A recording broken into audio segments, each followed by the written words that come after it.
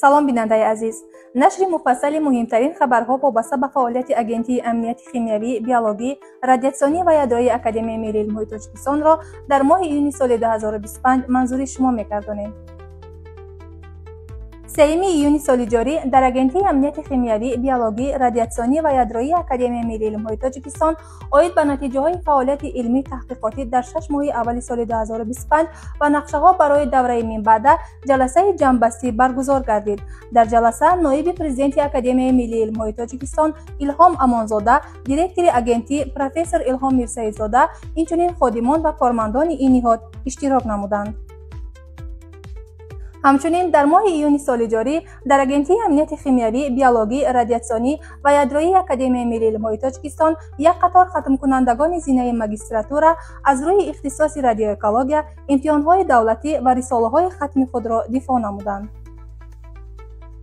4 یونی سال روان در مرکز تعلیمی و آموزشی اجنسی امنیت کیمیایی، بیولوژی، رادیاسیونی و یادرایی اکادمی ملی علم‌های تاجیکستان تحت رهبری دکتر علم‌های شیمیا پروفسور اکادمیک اکادمی ملی علم‌های تاجیکستان الماس میرسعیدوف، خادم علمی اجنسی امنیت خبره احمد سردارزاده سبحانعلی عبدالغفار رساله نامزدی خود را در موضوع جنبه‌های فیزیکوی و شیمیایی و تکنولوژی کارکرد محصولات علاوه‌ای استحصال کسلت فتورید با استفاده معدن‌های گل خاکدار تاجیکستان برای دریافت درجه علمی دکتری فلسفه دکتر از روی اختصاص 6D072001 تکنولوژی ماده‌های غیر ارگانیکی با موفقیت حمایت نمود.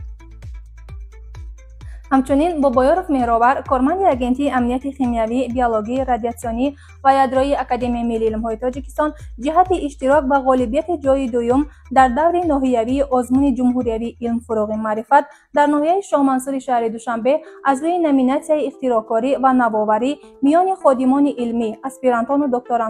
دکترانتان از روی اختصاص، دکترانتان خبیلیتت و عنوانجویان، آموزگاران مؤسسه‌های تعلیمی، مهندسان، کنسترکتوران و نمایندگان کسب و کار گوناگون با دیپلم سرفراز گردانیده شد. 10 یونی سال روان در مرکز منطقوی بخطری امنیت و کفالت خبره اجنسی امنیت کیمیایی، بیولوژی، رادیاسیونی و یادرایی اکادمی ملی علم‌های تاجیکستان تحت عنوان ارزیابی خطر بیولوژی و مانیتورینگ بیماری‌های زوانوزی در جمهوری تاجیکستان سمینار علمی عملی دایر گردید. در سمینار کارمندان و عالمان جوان اجنسی اشتراک نمودند. در سمینار مذکور زبیده کورکووا، مدیر شعبه بخطری و امنیت بیولوژی اجنسی امنیت کیمیایی، بیولوژی، رادیاسیونی و یادرایی اکادمی ملی علم‌های تاجیکستان وابسته به موضوع خطر بیولوژی و مانیتورینگ بیماری‌های زوانوزی در جمهوری تاجیکستان برآمد نموده تاکید نمود که شعبه مذکور 2 آزمایشگاه را در بر می‌گیرد: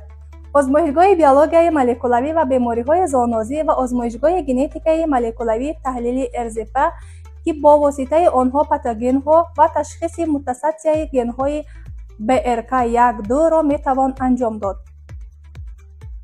همزمان در ماه یونی سال 2025 در اجنسی امنیت کیمیایی، بیولوژی، رادیاسیونی و یادرایی اکادمی ملی علم‌های تاجیکستان روز وحدت برگزار گردیده در حوزه این صنایع تاریخی از جانب کارمندان و خادمان علمی اجنسی بخشیده به روز وحدت ملی مقاله‌های عمومی در صحیفه‌های اجتماعی و سامانه‌های اجنسی به نشر رسیدند.